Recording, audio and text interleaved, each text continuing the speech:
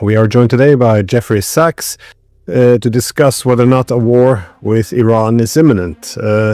Because we see now that this liberal veil, which has intended to conceal empire, seems to have fallen, and this warrior ethos is now embraced in full, as the Department of Defense has been rebranded as the Department of War. And one of the many wars which appears to be coming our way is this possible war against Iran. We see 12 KC-135 aerial tankers being shipped to the Middle East, some security guarantees being given to Qatar.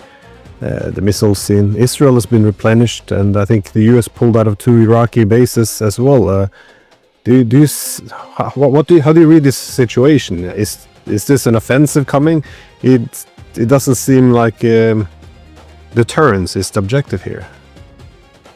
Of course, Israel is always pushing the United States to war with Iran. It's a very hot scene right now, and the U.S. Abided by Israel's requests just a few months ago. But the fact is that since 1996, Benjamin Netanyahu has led repeated governments in Israel explicitly calling for regime change in Iran. And he hasn't ended that call. He called for regime change in Iran again at the United Nations General Assembly debate just a couple of weeks past. So the United States, because it is so diligent in following Israel's dictates, could well be drawn into yet another war. With Netanyahu, there's never enough wars. Of course, I don't know their war planning. I don't follow, and am not able to follow the daily military tactics and, as you say, placement of weapon systems and troops and intelligence gathering and other operations.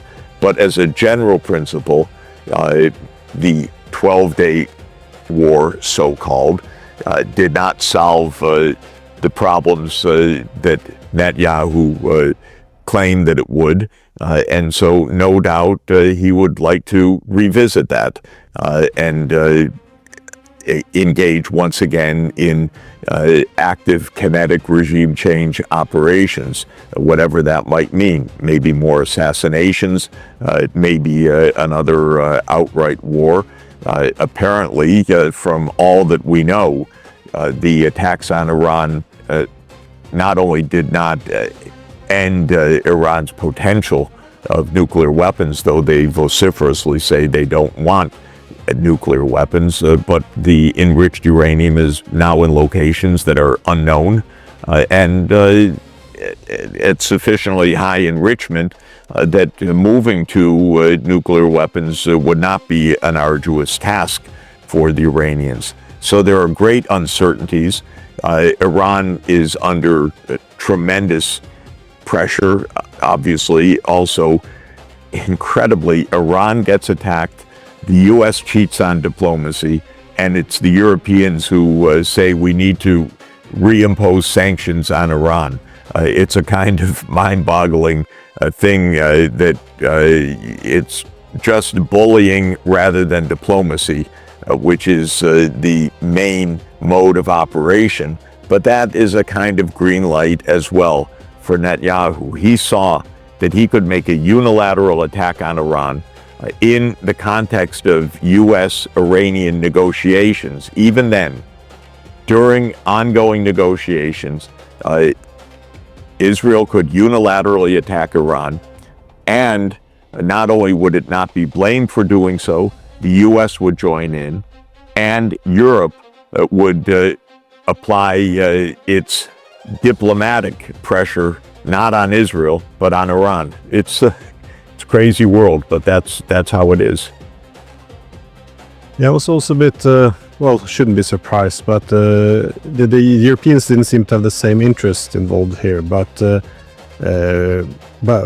I didn't understand their actions to this extent, because after the attack last time on Iran, as you said, they didn't condemn Israel. They, to a large extent, condemned Iran and its government. Even the media here seemed to do whatever it could to legitimize it. And now the EU3, or E3, UK, Germany and France, did these snapback sanctions, even though Iran was accommodating the IAEA, which seems to, well, only help to pave the way to legitimize another war. What is it with the Europeans here, though? Because this is, what is the deep interest in assisting the destruction of Israel? I know Chancellor Blackrock Mertz once made a point that Israel was doing the dirty work for us. I'm not sure if it was, well, in this big campaign in the Middle East, but what is the European interest in this? Europe is dishonest in this all along. So we can say that this is not just a current mystery of why Europe doesn't observe the plain facts, that it was Iran that was attacked. It was Iran that was trying to negotiate. It was Iran that let the IAEA back in, even after the IAEA clearly played along with Israel and the United States in the earlier round. We can go back a decade to the Joint Comprehensive Plan of Action, which is a negotiated agreement of Iran with European countries and the United States. And the idea of the JCPOA, of course, was a supervised and monitored agreement in which enrichment of uranium would be very limited. Iran would not have the means or the policy to pursue nuclear weapons. And on the counterpart side, the sanctions against Iran would be lifted. This was diplomacy. It worked. It reached an agreement. What happened? Of course, the United States reneged, as always. So the United States, under the pressure of the Israel lobby, reneged on the JCPOA. The Senate wouldn't support it, and especially when Trump came into office on January 20th, 2017, he basically ripped it up. What did the Europeans do? Essentially nothing. They wouldn't say one word about the United States ripping up the JCPOA. Then as things went from bad to worse, the Europeans would never say, you know what, government of the United States, you're leading us to a new confrontation. The European leaders, are pathetic. They are just vassals in the hands of the United States. Honestly, you don't hear any of them for, I think, at least 15 years saying a word about the U.S., no matter what the U.S. does. It's just amazing. And so it's not just a question, Glenn, of the last few weeks. It's a question in general. The Europeans have a strong interest in a stable, non-nuclear Iran and in diplomacy, but they fail to express that interest in any consistent way. And once again, I was in the UN Security Council just after the Israeli and US attacks on Iran, and I can tell you one by one, the European governments around the table of the UN Security Council blamed Iran for the attacks on Iran. They couldn't raise a word about Israel. They couldn't say anything about the truth. It was all that Iran must not escalate this crisis. That was the general idea. Iran is bombed, so what does the European ambassador say? Iran must not strike back. It's just bizarre. But this is basically European subservience to the United States and U.S. subservience to Israel.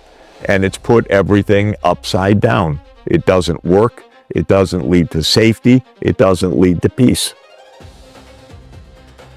Yeah, that's what's missing across all aspects of security in Europe, I guess. There's no discussion of national interests anymore, national security, objectives, how these objectives can be realistically achieved. As you said, even Glenn, I would say, even the basic facts day to day cannot be discussed honestly. And in the UN, again, in the session just after the attacks on Iran, the Europeans could not even bring themselves to have a straightforward, basic narration that Iran had been attacked by Israel and the United States. Well, if you can't even start with the most basic point, how can you reason to an outcome? You can't. And also, not just attacked, but nuclear reactors. All of it is concealed under slogans, which are pretended to be values. It's very frustrating to watch. But in terms of the United States objectives, you argue that the U.S. always runs the errands of Israel. But I guess there's two different competing hypotheses. Well, they could both be true, that one of the objectives of the U.S. is to restore empire. That is, the U.S. is quite hostile to the multipolar world which has asserted itself. I guess Iran would be an easy target as opposed to Russia or China. On the other hand, I don't disagree with you. I also watched Tucker Carlson reporting that in the first war, the IDF were just walking through offices in the Pentagon, dictating to them what they should be doing, and Netanyahu himself brags that he more or less tells America how to behave itself in the Middle East. So what do you make of it in terms of the US though? Is it one the other, or is it both empire and just doing whatever Israel tells them to? I think that when it comes to this region of the Eastern Mediterranean and West Asia, it really is Israel policy. It is not the U.S. imperial policy or interest, because the U.S. could have a lot more influence. It could be doing a lot more constructive business. It could be finding a much greater advantage for the U.S. If it were not pursuing Israel's wars. And I subscribe to the view that Netanyahu has been the main cheerleader for all of these wars. The idea that Netanyahu espoused with his American political advisors back in 1996 called Clean Break, which is that Israel and the U.S. together should overthrow governments in the region that support the Palestinian cause, I think is the dominant view of Israel. It's Israel's obsession. And therefore Netanyahu has called repeatedly for overthrow of governments in his neighborhood. That includes Bashar al-Assad in Syria, and he took credit for the overthrow of Assad at the UN just a few days ago. It is called for overthrow of Saddam Hussein, and Netanyahu was certainly the cheerleader of the Iraq War. We have that from lots of insiders as well as from Netanyahu's own very public testimony. Netanyahu was certainly the cheerleader for the overthrow of Muammar Gaddafi in 2011 at the hands of NATO bombers. That again was part of the Israel agenda. And overthrowing the Iranian regime is not even an open secret. It's just an open call, open declaration by Netanyahu, and Israel, and the United States has gone along with Israel. I actually think, maybe I'm naive, but I think it's true that when Trump came into office, he wanted to negotiate with Iran. I don't think that the 5 rounds of negotiations with the Iranians were pure subterfuge. I think that as the negotiations were proceeding, and proceeding constructively, Netanyahu's ire and worry was going up. The one thing Netanyahu hates is diplomacy. Diplomacy that could mean solutions other than U.S. and Israeli military force and dominance. And so my guess is, again, without knowing the archives or the inside view, that these were real negotiations between the U.S. and Iran, not simply trickery. When they were occurring, after each of the first 5 rounds, there were positive statements made that constructive progress was being made. And then the bombing came in advance of the 6th round. My guess is that it was the success of the diplomacy that prompted Netanyahu to act as Netanyahu did. And so, to answer your question, I think the best evidence is that this is Israel-led policy, not U.S.-led imperial policy in this case.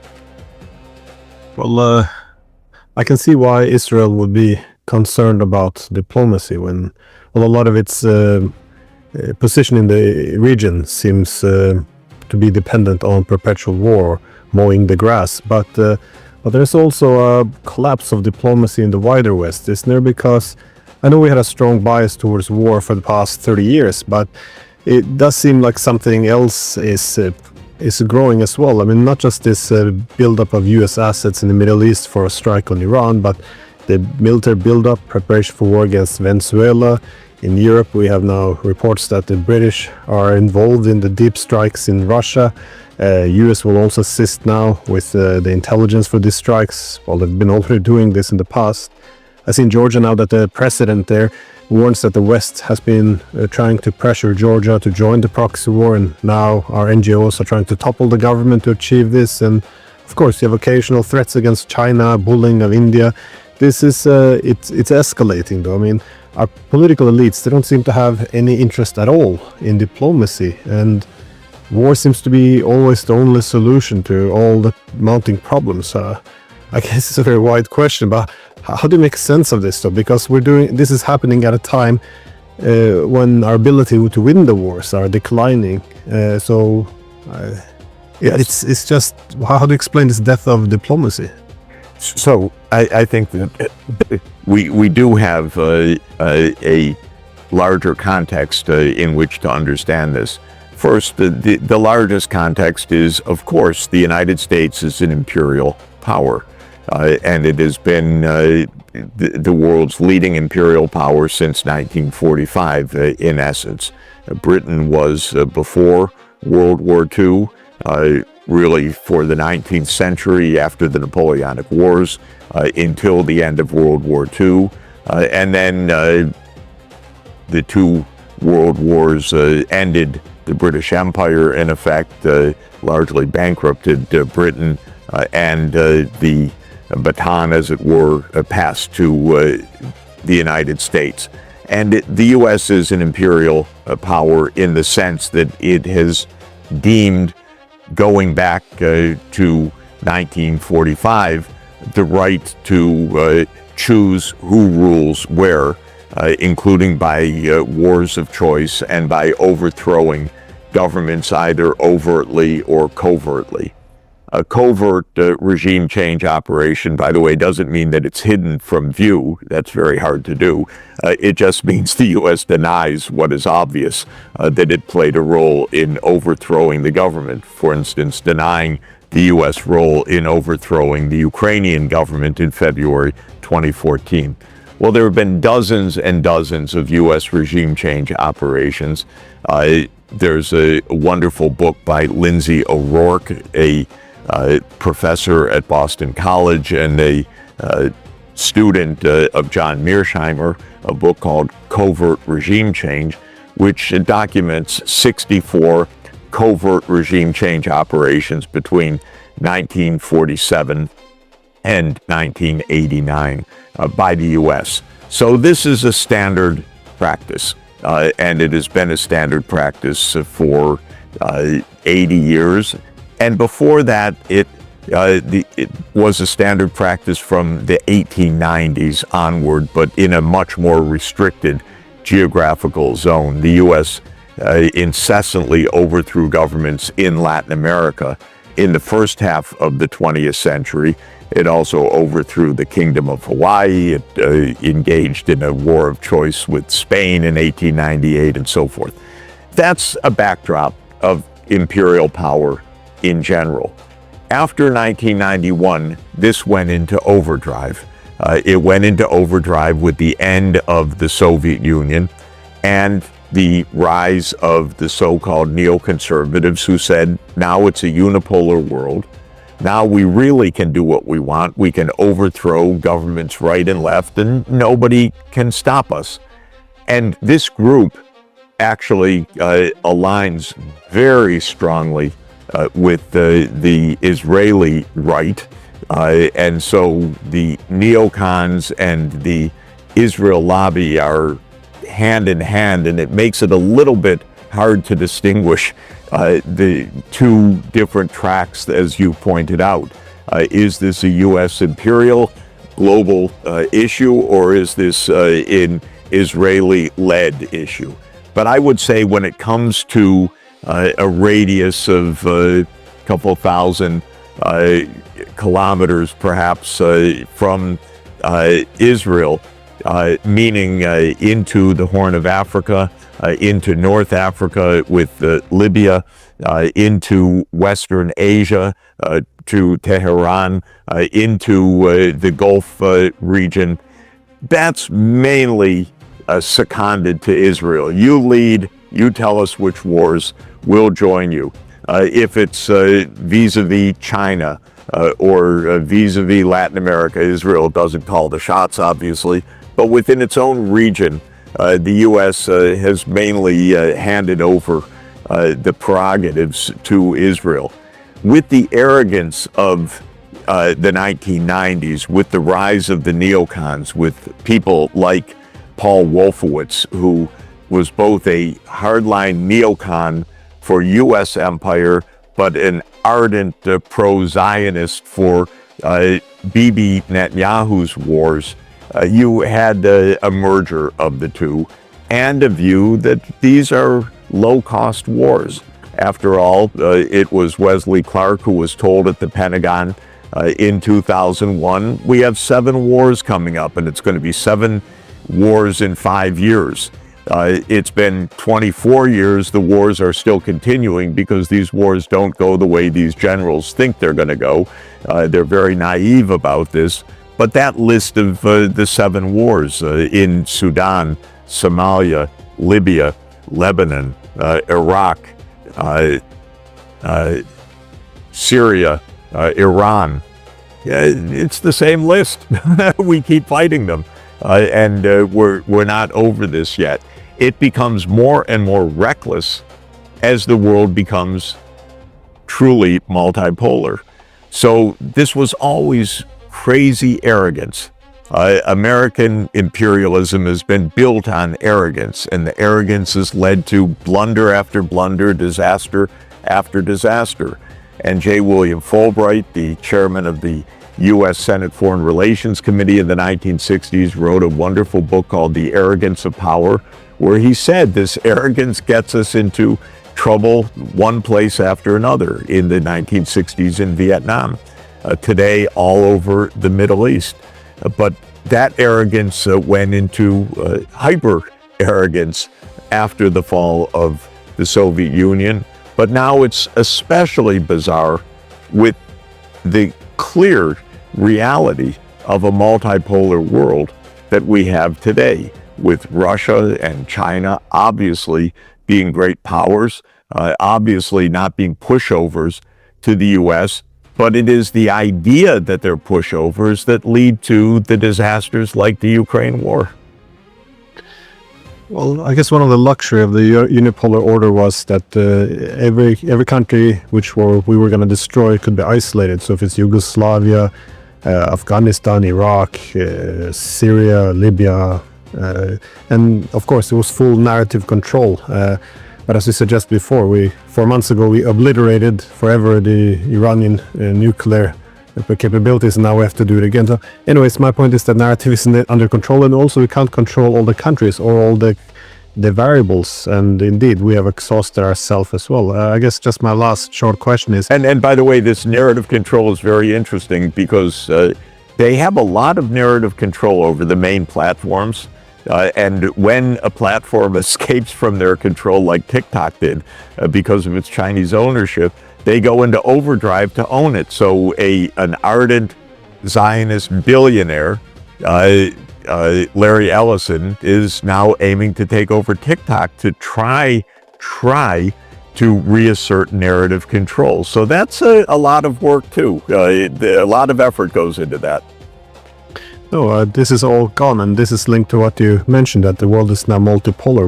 We can't control all the variables. We can't isolate one incident. But this is why, now that Iran is arming itself, we see support coming in, or even from countries like Pakistan. But we don't know how the Chinese or Russians will react, or how our own economies or political stability will fare as we enter what is going to be then a catastrophic war. So how do you assess how the rest of the world will act? Because in the past it didn't matter, but now it will matter.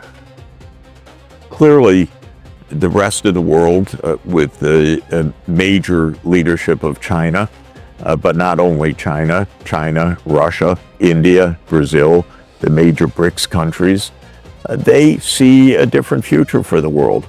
They see a true multipolar world. They want actually a multilateral world, meaning a world that behaves according to principles and peace. China's not out there making wars all over the world. It's saying, stop this. We want stability. We want to be able to address economic, social, environmental, and other challenges. And so that's a formidable part of the world. It's definitely the majority of people in the world, in a vast majority of countries in the world. The U.S. is flailing around right now. It's seeing the power diminish. It's therefore bluffing, blustering, boasting, threatening.